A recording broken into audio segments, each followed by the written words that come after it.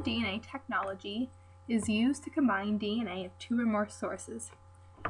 For the HPV vaccine, virologists combine an L1 protein, which is part of the viral DNA, with a vector, which is DNA from a yeast artificial chromosome. The vector is important because it is able to transport this viral DNA, or the L1 protein, into yeast cells so that this L1 protein can be replicated and many copies are able to be made and inserted into the vaccine. To do this, we use restriction enzymes, and restriction enzymes cut DNA at specific base sequences.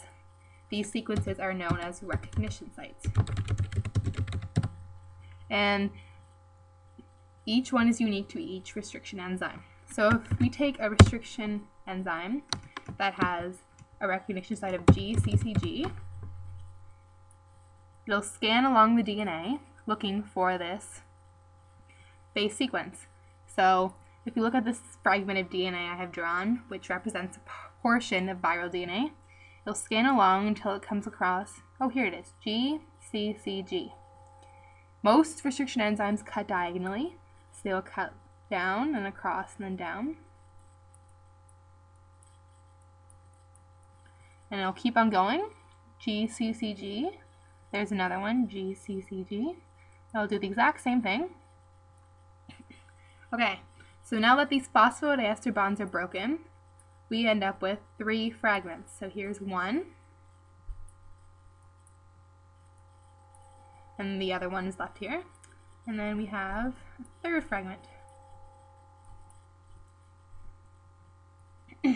Okay, so we end up with 3 different fragments, but only one of them has the L1 protein, and we will say that it is this one. Oops.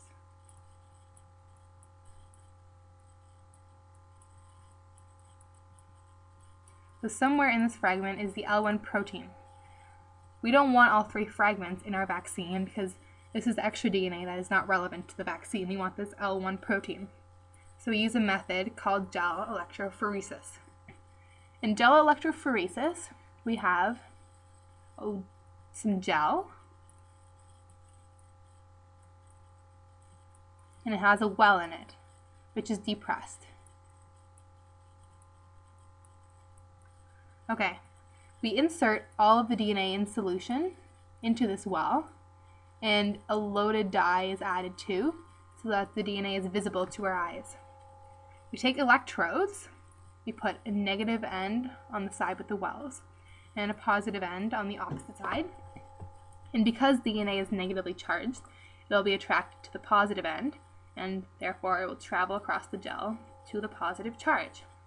Now if we look up here, all of these DNA fragments have different sizes, different numbers of nucleotides and bases. This means that the larger fragments with more numbers of nucleotides will have a larger mass than the smaller ones. How is this relevant? Well, if they're traveling across gel, these DNA fragments, the smaller ones will be able to move further, faster than the longer ones. So as time goes by, the DNA is moving across the gel. And here we will have the larger fragments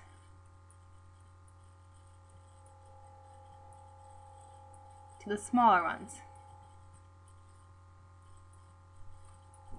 So we end up separating all these DNA fragments by size.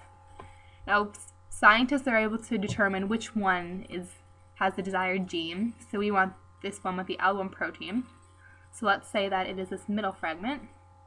This will be the one that is isolated and will be used to recombine with the vector. Now, if you look at the vector, this one will also be cut with the same restriction enzyme so that it produces the same sticky ends. And sticky ends, which I have not mentioned yet, are these single bases which do not have a complementary base.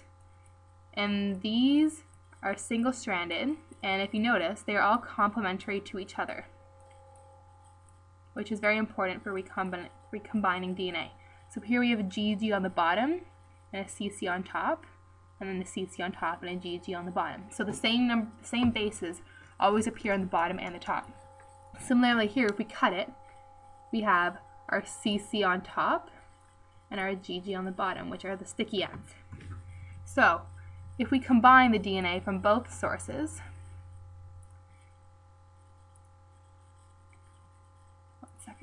okay, so this vector has been cut, so this will no longer be here, and this DNA from up here will be inserted into this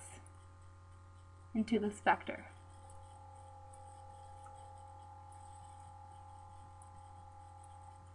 So here we see there is GG on the bottom, so I'll just draw out the bases for now, the sticky ends, and there's CC on the top over here.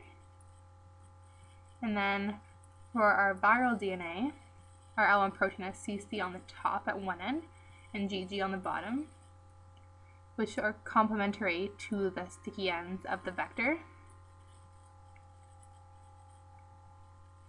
Okay, and then in here will be the viral DNA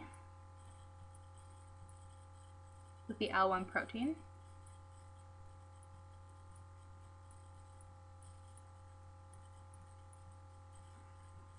And this is our recombinant DNA.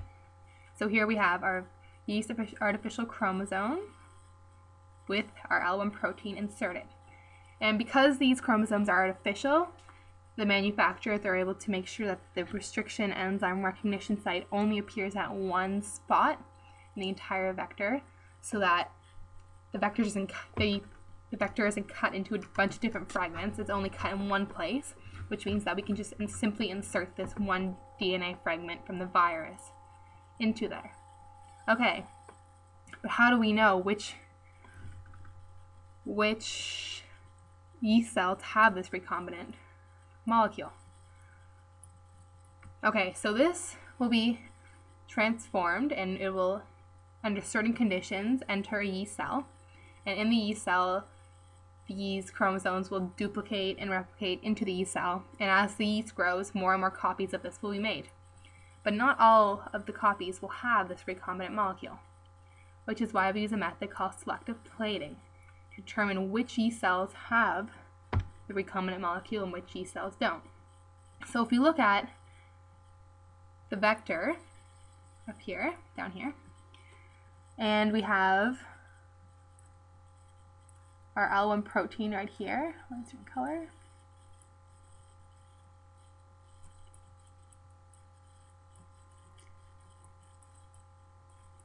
Scientists will actually insert on the same chromosome an ampicillin resistance gene. Somewhere along this gene will be ampicillin resistant.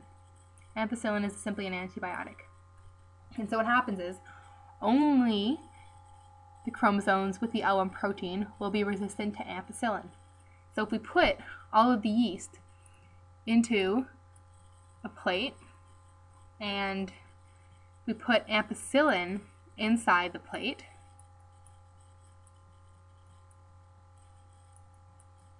then only the yeast with this ampicillin resistance gene will be able to grow. So you will end up with colonies of of bacteria or yeast cells that have this ampicillin resistance gene. And then scientists are able to further extract this L1 protein and insert it into the vaccine. That is how recombinant DNA is used to make the HPV vaccine.